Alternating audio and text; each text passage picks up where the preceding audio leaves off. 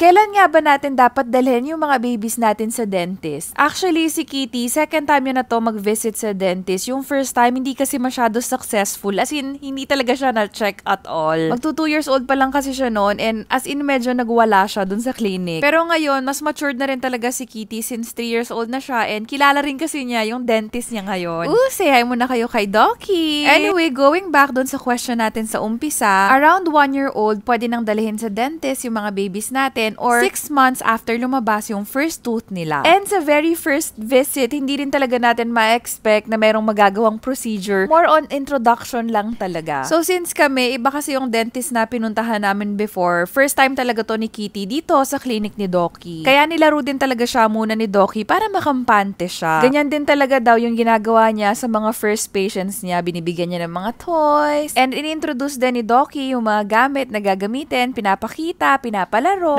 Nagpakita rin pala si Doki ng mga clips ng mga batang nasa dentist. Itong sample niya for today's video is si Sophie. Hi, Sophie! Pinaka-importante lang talaga na maparamdam sa kanya na safe space ito, na hindi siya pipilitin, only when she is ready lang. And involved din pala ni Doki si Kitty sa pag-mix nung parang toothpaste mixture. Sabi nga ni Kitty, is this a slime? Abaw! Meron kasi kami nagawa before na DIY slime, tapos powder siya, nilagyan lang namin ng kung ano-anong stuff. Kaya siguro naalala niya yung slime. Anyway, sobrang benta rin pala kay Kitty itong ginawa ni Doki na glove balloon. And in fairness, na-check naman din yung ipin ni Kitty. And so far, wala rin naman nakikitang problem except sa bite. Mamaya pag-usapan natin yon. Wala rin naman daw cavities. Ayun nga lamang, ayaw magpa-brush. Abaw! Actually, nung una, pumapayag siya. Pero hindi pa kasi naka-on yan yung mismong brush. So, siguro, tip ko sa mga mommies, try nyo rin kumuha ng electric na toothbrush para sa bahay kahit papano ma-practice ninyo and hindi sila magulat kapag ginamit na sa kanila yung ganito na automatic na brush. But anyways, eto, ako muna yung pinasalang ni Doki. Sabi niya, ipakita daw muna natin sa kanya kung ano ba yung gagawin. Para at least makikita niya na nothing to worry about naman, hindi naman nasasaktan si mommy. Nakakatawa nga rin, pinahawak siya nitong suction. So, parang nag-play na rin kami ng pretend dentist dito. Abaw! Hindi na namin pinush na malinisan siya today. Good na rin naman yung progress niya na kahit papano na check up siya. And ayaw din naman natin na matrauma siya every time maririnig yung dentist na word. So, anyways, bago nga pala kami umalis, chinek ni Doc Glam yung bite ni Kitty. Kasi kung mapapansin ninyo,